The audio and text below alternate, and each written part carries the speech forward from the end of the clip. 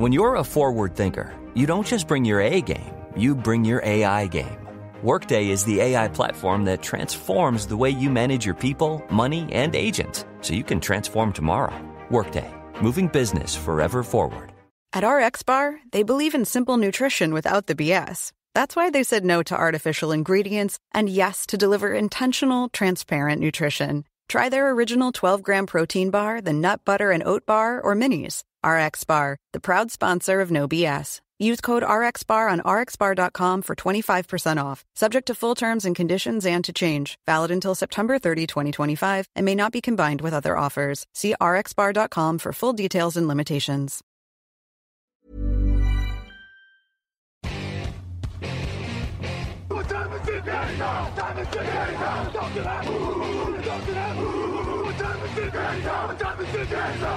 Salut à tous et bienvenue pour un nouveau podcast sur Touchdown Actu. Un jour une preview, un jour une pastille consacrée à votre franchise à l'orée de cette saison 2025. Et aujourd'hui on s'intéresse à la conférence AFC avec un programme historique de l'AFC West en recherche de rédemption. Ne mâchons pas nos mots puisque nous allons parler des New England Patriots. Et pour en parler, monsieur Victor Roulier est avec moi. Salut Victor. Et bonjour Grégory, bonjour à toutes et bonjour à tous. Je suis content de savoir qu'ils sont en AFC West. Tu es resté sur J'ai hier. dit AFC West? Ben je crois. Je pensais AFC Est, voilà. En effet, j'ai dû rester sur hier à la preview de Denver. J'ai été trahi. En tout cas, je me suis pas raté sur le fait que c'est une équipe qui est en recherche de rédemption, hein, cette équipe des Pats, qui a notamment changé de coach pendant l'intersaison, hein, exit Jerod Mayo au bout d'une année et un triste bilan de 4 victoires pour 13 défaites du côté de Foxborough. C'est un autre ancien de la maison, hein, puisqu'on reste un peu dans un entre-soi du côté du Massachusetts. D'ailleurs, celui qui était un peu en ballottage avec Jerome Mayo l'an dernier, eh bien, Mike Vrabel revient au bercail, l'ancien linebacker de la franchise, donc pour diriger cette formation des Patriots avec pas mal de mouvements en conséquence, pas mal d'arrivées notamment.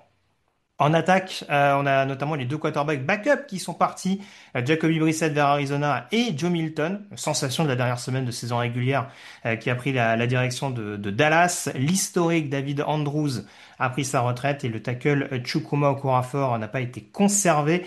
Nouveau quarterback backup donc avec l'arrivée a priori de Joshua Dobbs en provenance de San Francisco. On a le coureur Trevion Henderson, le rookie qui arrive en provenance d'Ohio State. Pas mal de mouvements sur le poste de receveur avec Stefan Diggs qui arrive en provenance de Houston et de son yacht, McCollins qui arrive en provenance de Buffalo, et on a également Kai Williams, l'ancien de Washington State, sélectionné via la draft, et puis enfin la ligne offensive qui était un point fondamental l'an dernier chez les Pats, qui voit arriver quelques renforts. Morgan Moses, le tackle en provenance des Jets, Garrett Bradbury, le centre en provenance de Minnesota. On a également deux rookies avec Will Campbell, le 4e choix de la dernière draft en provenance d'LSU, et Jared Wilson, 3e tour en provenance de l'Université de Georgia. Ça c'est pour le poste de centre. Concernant la défense, Devon Gotcho qui a été échangé chez les Saints, le defensive tackle. On a pas mal de joueurs qui sont partis à Washington, notamment avec Dietrich Wise et Jonathan Jones, respectivement en defensive end des cornerbacks. Des départs également sur l'équipe spéciale avec Joe Sly qui a pris la direction, le kicker de Tennessee. Et puis donc côté arrivée, on a notamment Milton Williams, grosse recrue sur la ligne défensive en provenance des Philadelphia Eagles. Sur les extérieurs, Harold Landry en provenance de Tennessee, ou encore Braden Swinson, le 5e tour de la dernière draft en provenance d'LSU. Deux linebackers avec Robert Spillane en provenance de Vegas et Jack Gibbons en provenance de Tennessee. On notera également Carlton Davis, le cornerback en provenance de Détroit. Deux kickers qui arrivent en conséquence suite au départ de Sly avec John Parker Romo, l'ancien des Minnesota Vikings, et le rookie Andres Borregales, passé par les Miami Hurricanes en college football. Premier point important, Victor, on doit forcément y venir parce que c'était une problématique claire et nette l'an dernier et ça va faire écho notamment à un joueur qui rentre dans sa 2e année en NFL, qui a un peu souffert de la comparaison par rapport à certains joueurs, notamment Bonix par exemple dont on parlait hier. Quid de Drake May et de cette attaque des Patriots qu'on a clairement senti sur courant alternatif l'an dernier sous la coupe de Jerod Mayo. On l'a dit, Mike Vrabel arrive. Alors c'est pas un spécialiste offensif en tant que tel. Par contre, il s'appuie sur un autre ancien historique que j'ai pas encore cité. L'énième retour de la momie, Josh McDaniels, qui revient en tant que coordinateur offensif des Pats. J'imagine que ça doit clairement rassurer tous les fans des Patriots. Oh bah écoute, McDaniels, il a eu quand même des belles années. On va pas lui enlever ça. Ah, meilleur en tant qu'orientateur qu'en tant que head coach, hein, on pourra pas les retirer. Ah ça c'est incontestable. Moi je trouve qu'il a fait une bonne saison, Drake May. Moi j'ai bien aimé sa première saison. Je trouve pas tellement qu'il ait souffert de la comparaison. Il avait pas le même casting autour. Là au moins cette année, il y a eu d'investissement qui a été fait pour le casting. Ça on Mhm. peut pas l'enlever. Tu l'as dit au niveau des coureurs, Trevion Anderson qui est un coureur, mais qui est aussi une soupape de sécurité en réception. Au niveau de la ligne, bah, mine de rien, Will Campbell, Jared Wilson, je sais pas si Wilson sera titulaire en semaine 1, mais en tout cas, c'est quand même des grosses recrues. Will Campbell sera vraiment la question de, voilà, est-ce que c'est un tackle, est-ce que c'est un garde, blablabla, petit bras, T-Rex, tout ça. On verra bien. Puis même au niveau des receveurs, bon, Stephen Diggs, ces intersaisons ressemblent aux plus grandes intersaisons des receveurs, mais en attendant, sur le terrain, ça reste Alors, un bon joueur. justement, je suis curieux d'avoir ton avis là-dessus. Est-ce qu'on a toujours aujourd'hui, puisqu'a priori sur le papier ce serait son rôle, si on prend ce groupe de receveurs qui pose énormément de problèmes aux Patriots, notamment depuis le départ de Julian Edelman, est-ce qu'on a vraiment affaire aujourd'hui à un Stephen Diggs receveur numéro un? Est-ce que ce temps n'est plus révolu? Bah, c'est numéro un par défaut. C'est ça. Ben, c'est un peu là où je veux en venir, parce que c'est vrai que ça reste la principale problématique avant qu'on continue sur l'attaque en global. Il y a des points positifs et des points négatifs. En effet, je te rejoins là-dessus. Maintenant, c'est sûr que Drake May, il y a des points sur lesquels il est peut-être un peu mieux entouré, mais on reste quand même un peu en surface quand même. McCollins, Demario Douglas, Kendrick Bourne, Keishon Boutte, qui a un peu progressé l'an dernier, mais rien de fou. Jalen Paul, qui était un deuxième ou un troisième tour, je crois, l'année dernière. Kay Williams. On a fait un peu un grand mix, un grand melting pot. Maintenant, c'est vrai que ça va pas être délirant. On va peut-être partir sur du jeu un peu court l'an prochain pour éviter de prendre trop de risques. Bah, du coup, on va faire du Bonix de l'année dernière. Non, en soi, c'est pas impossible. De toute façon, Brady faisait ça Vrabel, très bien, hein. après, Vrabel est pas connu pour être un entraîneur qui va encourager le jeu feu d'artifice, hein. Hmm. Donc je pense qu'il va y avoir un jeu de course bien établi, un jeu de passe assez clair. C'est vrai que pour moi, presque Factory, c'est Jane Polk parce que j'en attendais beaucoup. Il a beaucoup déçu, on va pas se mentir hein, pour l'instant. C'est Euh, lui qui peut peut-être apporter justement cette verticalité par rapport à d'autres profils du roster, selon moi. Ouais. Oui, oui, c'est ça, mais sauf que bon, même dans ses déclarations, j'ai l'impression qu'il n'a pas tellement pris conscience que sa saison rookie était loupée. Mais bon, voilà, on verra bien. Mais il y a quand même du talent, il y a des jeunes joueurs, donc ça peut exploser. Après, oui, il faut pas s'attendre, à mon avis, à un jeu spectaculaire. C'est pas les Bengals de Joe Burrow. Ça va être les Titans de Mike Vrabel. Donc, ça va courir, courir, petite passe, courir, courir, petite passe, et tu recommences. Mais d'un autre côté, ça gagne des matchs en NFL encore aujourd'hui. Mhm. Oui, je suis d'accord avec toi, mais d'un autre côté, moi, c'est toujours ma maraude. Mais il y avait un problème sur la ligne, il y avait un problème sur les receveurs. Moi, ça me va de commencer par la ligne et t'adresseras les receveurs plus tard. Oui, oui, sur le principe, je l'entends, mais c'est vrai que justement, cette ligne, c'était un point fondamental. C'est vrai que là aussi, ça a pas. C'est un peu ce qui a tué la saison de Drake May. Je pense qu'à mon sens, il y a deux points, t'allais peut-être y venir, c'est ces innombrables fumbles sur le backfield offensif. Et d'ailleurs, Mhm. là encore, je te rejoins, je pense que l'arrivée de Treyon Anderson, c'est pas une bonne nouvelle pour Ramondre Stevenson, qui était un peu trop coutumier du fait, notamment. Mais c'est vrai que le pass pro, notamment, c'était une autre catastrophe absolue. On a décidé de tenter un pari l'an dernier en se disant on attend le troisième tour pour drafter un Kaydan Wallace, le tackle de Penn State. Et on a vu que derrière, ça a été une catastrophe. On a tenté de lancer dans le grand bain, on va dire, avec des snaps un peu plus significatifs, des Vederian Lowe, des démontrés Jacobs, etc., etc. Et clairement, bah, c'était pas au niveau de joueurs, en tout cas, titulaires à plein temps. Donc là, en effet, tu fais venir un Morgan Moses qui, certes, n'a pas pu finir sa saison l'an dernier aux Jets, mais dont on sait que c'est une référence malgré tout dans le rôle qu'il va avoir en tant que tackle droit. Will Campbell, en effet, tu disais ça de manière un peu, tu disais ça en étant assez taquin, et c'est vrai que ça lui a été beaucoup reproché. Mais là, je vois pas dans quel monde tu le fais pas jouer en tant que tackle gauche avec cet effectif-là, en réimplantant un Mike Onwenu à temps plein sur le poste de garde, parce que c'était un peu la question de savoir est-ce qu'on le balade un peu entre garde et tackle l'an dernier, vu tout ce qu'il y avait comme interrogation. Globalement, on ne peut pas dire aujourd'hui que la ligne offensive est clairement pas meilleure que ce qu'il y avait en 2024. Et ça, c'est clairement une aubaine pour Drake May, quel que soit le système offensif et quelle que soit la manière dont tu exploites les receveurs dont on parlait précédemment. Je suis d'accord. Running back, tu voulais rajouter quelque chose ou pas? Alors, j'ai pas parlé des tight ends non plus, mais c'est vrai que là aussi, il va falloir espérer que niveau blessure, il n'y ait pas de problème. On n'a pas bouleversé l'effectif non plus. Hunter Henry a eu un petit peu de chance au niveau santé, mais c'est vrai que il a souvent son petit historique de blessure. Là encore, on reste sur du Hunter Henry et Austin Hooper. Et Austin Hooper, pardon. Concernant le poste de coureur, ouais, c'est pas impossible qu'en effet la hiérarchie soit vite bouleversée avec un Treylon Anderson qui est l'homme à tout faire que tu décrivais tout à l'heure et qui pourrait, je tomberai pas de ma chaise en tout cas, être titulaire dès la première semaine de saison régulière. Oui, bah il y a quand même des profils explosifs. Il y a Anderson, il y a aussi Antonio Gibson qui est là, qui est pas inintéressant. Mais Ramondre Stevenson, bon, c'est vrai qu'il y a eu des belles choses hein, au début de sa carrière, mais s'il fait autant de fumbles que l'année dernière, il va pas beaucoup voir le terrain. Surtout avec Mike Vrabel, qui est pas particulièrement. Mike Vrabel, il aime bien les fondamentaux quand même. Garder la balle dans les bras, ça fait partie des fondamentaux qui sont importants pour lui. Tout à Donc, fait. je pense que s'il fait autant de fumbles que l'année dernière, ça va vite s'arrêter. Surtout qu'il y a eu Derrick Henry, alors on peut reprocher beaucoup de choses à Derrick Henry, mais bon, les fumbles, il est pas non plus, voilà, c'est pas vraiment ce qui le caractérisait quand il marchait sur les sur les défenses adverses.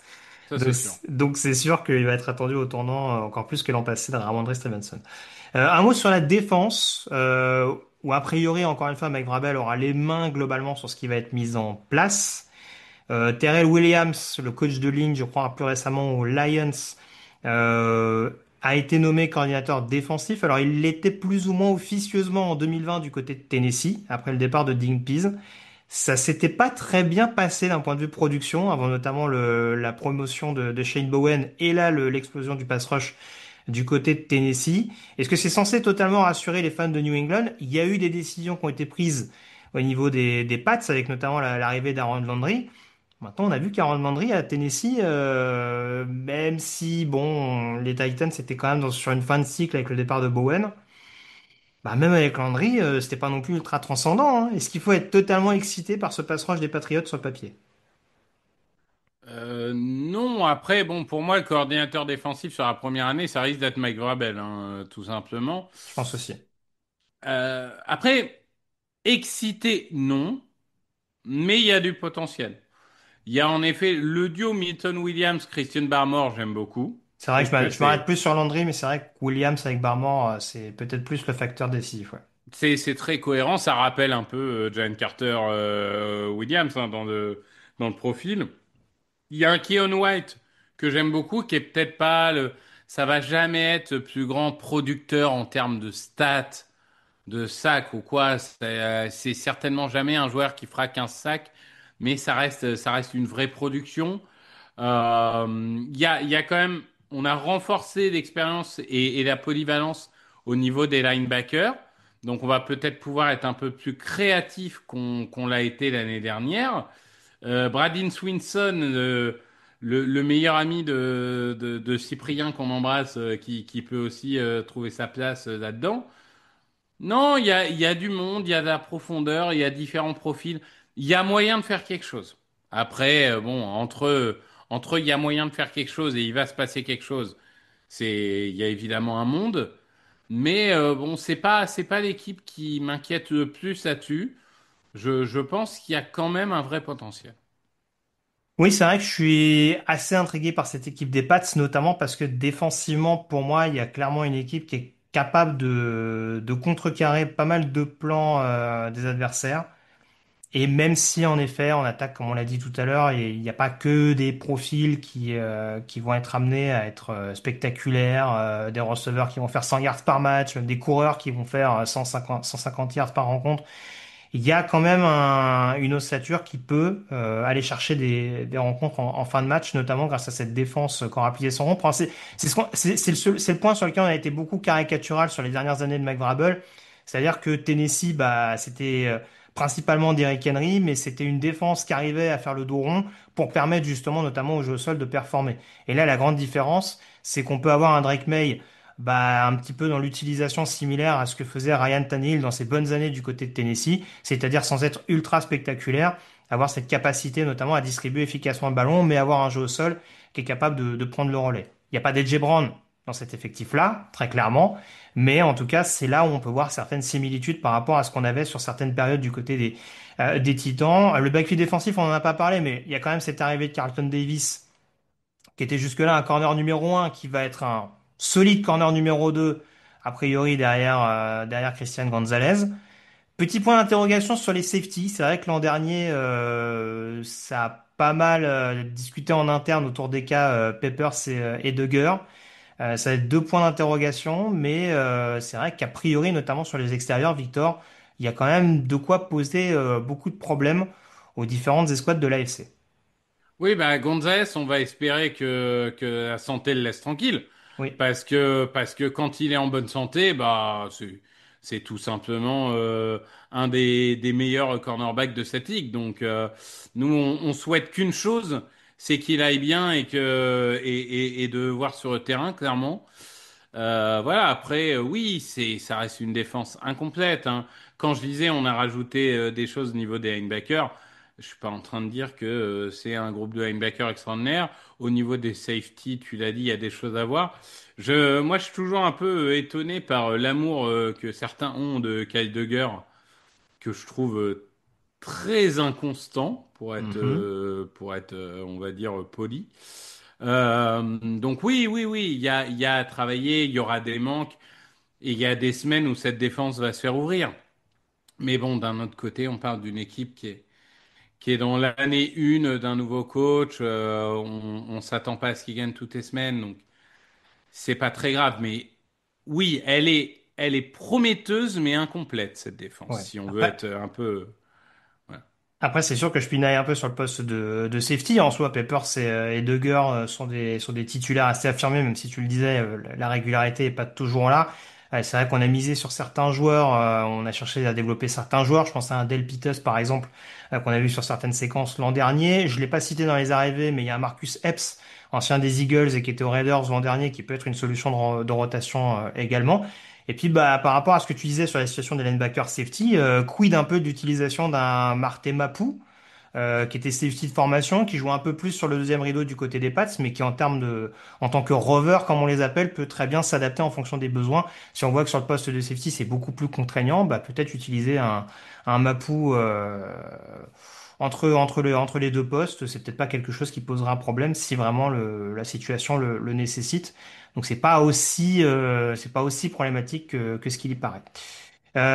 Très rapidement, je sais que tu es très inspiré par le sujet. Alors là, pour le coup, il y a un changement donc snapper du côté des Pats. Et je l'ai pas mis en introduction, mais arrivé notamment du rookie Julian Ashby en provenance de la grande université de Vanderbilt. Il y a un rookie, je le disais, au poste de kicker. Il y a John Parker Romo qui a un peu plus d'expérience et dont on a vu qu'il a assuré un intérim assez intéressant l'an dernier du côté de Minnesota quand c'était nécessaire de le faire. C'était pas la folie, c'était Joe Slade du coup l'an dernier, Chad Ryland juste avant, c'était pas forcément transcendant non plus. Encore une fois, on va se répéter. Je sais, je connais ton avis sur les kickers, mais là, encore une fois, je sais qu'on a été un petit peu habitué au Vinatieri, au Gostkowski dans une époque un peu plus glorieuse du côté des Pats. Mais là, va quand même falloir montrer un peu plus de choses parce que là aussi, niveau équipe spéciale, on peut pas être à ce niveau-là, notamment au pied du côté de la franchise de Foxborough. Ouais, alors pas que au pied pour le coup, je dirais dans les équipes spéciales dans leur ensemble. Et une chose que j'attends parce que on a quand même été habitué sous Bill Belichick à avoir des équipes spéciales irréprochables. Hmm. L'année dernière, c'était pas le cas. Donc j'attends aussi de Mike Vrabel qui mette un peu de l'ordre C'est le là-dedans. départ de Matthew Slater, je pense qu'on peut le dire. On peut dire Hall of Famer Matthew Slater, Eh hein. oui, c'était pour le rappeler. C'est évidemment. Après, moi, alors là, pour le coup, j'ai un avis sur les kickers. C'est que, quitte à tenter, autant tenter Borregales, quoi. Autant prendre le rookie qui a un petit peu plus de hype et puis voir ce que ça donne. Enfin, t'as rien à perdre à le tenter, hein. Voir comment ça interprété. C'est vrai que la dernière fois qu'ils ont tenté un rookie au poste de kicker, je le disais avec Ryland, ça n'a pas été folichon. Mais oui, Et- j'entends ton propos à ce sujet-là. Mais en tout cas, forcément, ce sera une donnée à prendre en considération dans le calendrier des Pats, en tout cas pour permettre d'avoir une fiche assez intéressante. La fiche, justement, combien on donne à ces Patriots version 1, je dirais, de Mike Vrabel? Eh ben écoute, on leur donne un joli, parce que je suis un mec optimiste et que je veux qu'ils réussissent. J'étais parti sur 5, mais on va dire 6 victoires. Allez, voilà, je m'enflamme. Est-ce que c'est le Alors, moment où tu vas alors, encore nous vendre ta alors, hype Patriots alors, ou tu vas attention. nous les Il mettre faut, à 12-5? alors, il faut savoir que ces dernières années, j'ai souvent l'habitude de m'enflammer sur les Patriots, en effet, et j'ai cru jusqu'au bout D'accord. que sous Belichick, les Pats allaient continuer de progresser un tant soit peu, enfin, en tout cas de rester à un certain standard, ce qui m'a valu les foudres notamment de Luca Vola, qui suit de manière beaucoup plus assidue les Patriots, mais qui était un peu plus optimiste pour le coup pour cette nouvelle saison. Alors c'est sûr que c'est compliqué d'être plus pessimiste qu'un 4-13 l'an dernier. Et bah, Et, je suis désolé, je vais encore avoir des gens sur le chat interne, voire peut-être sur les réseaux sociaux ou dans les commentaires sur le site qui vont me dire, non mais le gars, il est à côté de la plaque. Mais c'est assumé, il y a beaucoup de choses que j'aime bien, qui me semblent extrêmement cohérentes dans ce qui est mis en place du côté des Pats. C'est sûr que bah, forcément, on insiste un peu sur les forces, les faiblesses, donc on est un peu tatillon sur certains éléments, le poste de receveur, etc., etc. Mais globalement, pour une équipe nouvellement coachée par Mike Vrabel, dont on connaît les fondamentaux à Tennessee, etc., etc., avec les joueurs qui sont arrivés, il y a un calendrier qui me paraît pas déconnant non plus. Et bah, j'y vais avec une fiche de 17 pour les Patriots. ah oui, quand même. Voilà. C'est mon enflammade de cette intersaison et c'est totalement assumé. Et encore une fois, je ne suis pas totalement objectif et je l'assume. Je l'étais pas l'année dernière avec Drake May, c'est pas cette année que je vais l'être. En effet, avec potentiellement une ligne plus intéressante, avec un jeu au sol susceptible de commettre moins de turnover, parce que ça, clairement, ça les a tués malgré une production en termes de yards qui n'était pas inintéressante. Donc voilà, c'est sûr que toutes ces cibles seront pas ultra excitantes. Moi, j'adore Kyle Williams. Je suis pas sûr qu'il va exploser dès la première année, mais je pense que ça peut ne pas leur faire de mal, que ce soit à la réception ou justement sur retour de coup de pied, parce qu'on mentionnait les équipes spéciales en règle générale. Donc voilà, moi je me dis, tout ça mis bout à bout, il y aura peut-être un peu plus de cohérence en attaque, en défense sur équipe spéciale. C'est un gros virage, mais je te le fais pas à moins de 9-8 en tout cas. Cet optimisme, il est avec nous dans la pièce au moment où on parle Non, mais après, par contre, je vais aller... Non, il y a un truc où je vais aller dans ton sens. C'est que le calendrier est quand même très gagnable. Oui. Enfin, je veux dire, si on prend Raiders, Dolphins 2 fois, Steelers, Panthers, Saints, Titans, Browns, Falcons, Jets, Bah Giants. déjà il joue 2 fois les Jets. J'ai donné mon avis sur les Jets. Encore une fois, je vais pas le Oui, oui, rappeler, non, mais mais c'est je, deux je matchs quand comprends. même où pour moi les Patriots seront favoris par rapport aux forces intrinsèques des deux formations. Les Dolphins, ça commence à faire un petit moment que les Pats ont beaucoup de mal à les battre, mais on est quand même sur une année où les Dolphins, à l'inverse, me semblent un peu régresser, donc me semblent beaucoup plus prenables que ces dernières saisons. Il y a un monde où je me dis, tu peux faire 4-0 contre ces deux équipes-là dans la div, hein. Ah non, mais oui, oui, oui. Et puis il y a un monde où t'en prends un contre tes bis, vu qu'en général, les Patriots arrivent toujours à en prendre un contre tes bis. Non, mais en soi, j'allais dans ton sens, au sens où s'il y a bien une équipe qui a le calendrier pour surperformer, c'est les Pats. Je l'entends totalement. Après, attention à pas les voir trop beaux quand même, à mon avis. C'est sûr. Bon, en tout cas, vous aurez l'avis d'un autre rédacteur du site par le biais de la preview écrite. Je sais pas si ce sera Lucas, hein, mais j'ai hâte qu'il me mette une fiche de 6-11 pour dire que la fraude a encore parlé. Mais en tout cas, plus sérieusement, voilà, vous retrouvez toutes les previews de toute façon à l'écrit et à l'oral sur touchdownactu.com. Vous restez bien attentifs également sur les réseaux sociaux avec toute l'actualité liée à cette pré-saison 2025. On vous accompagne doucement mais sûrement vers ce début de saison régulière qui approche à grands pas. Salut à tous et à très vite sur Touchdown Actu.